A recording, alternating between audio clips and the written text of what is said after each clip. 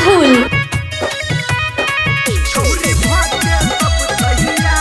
अभी आप सुन रहे हैं धर्मेंद्र निर्मलिया को।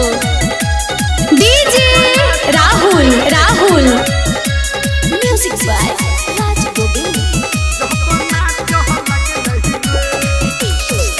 डीजे बजा के छौरा, डीजे बजा के छौरा, डीजे बजा के छौरा, डीजे बजा के छौरा। ताक लगलै रे, हाँ हाँ ताक लगलै रे। आ छौरी भके सब तैयार, जो बना चह लगलै रे।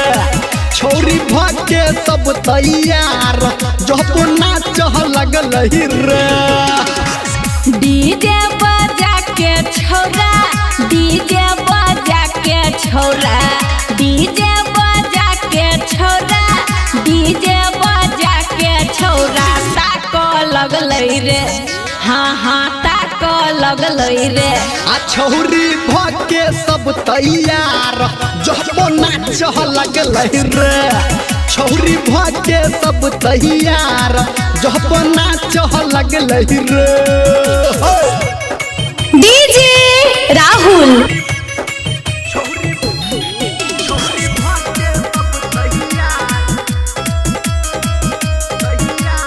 DJ Rahul studio.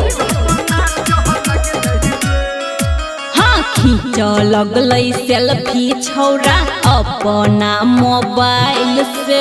आगे लई पगलाई सब तोहरा स्टाइल से। केना रो गे छोरी की सची रे। खींच लगलै फोटो छौरा अपना मोबाइल से। आगे लई पगलाई सब तोहरा स्टाइल से। गहना लगा के छौरा, गाना लगा के छौरा, गहना लगा के छौरा, गाना लगा के छौरा। झाँक लगलै रे, हाँ हाँ झाँक लगलै रे।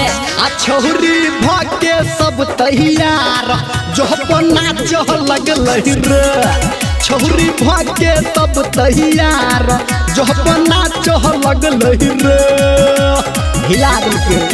DJ Rahul. Singing by Dharmendra Nirmaliya. DJ Rahul.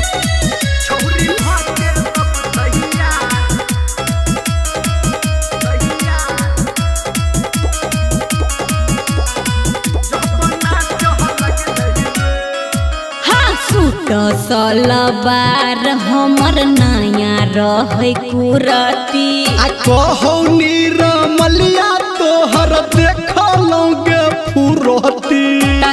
अहिना हाँ सूट सलवार हमर नया रहे कुरती। आ कहौ राइटर सनटू तोहर देखलौं गे फुरती। वॉल्यूम बढ़ा के छोरा, वॉल्यूम बढ़ा के छोरा, वॉल्यूम बढ़ा के छोरा, वॉल्यूम बढ़ा के छोरा। झाँप लगलै रे, बात झाँप लगलै रे। आ छौरी भके सब तैयार, जो बना चह लगलै रे। छौरी भके सब तैयार, जो बना चह लगलै रे। हिला देलकै। DJ Rahul, DJ Rahul.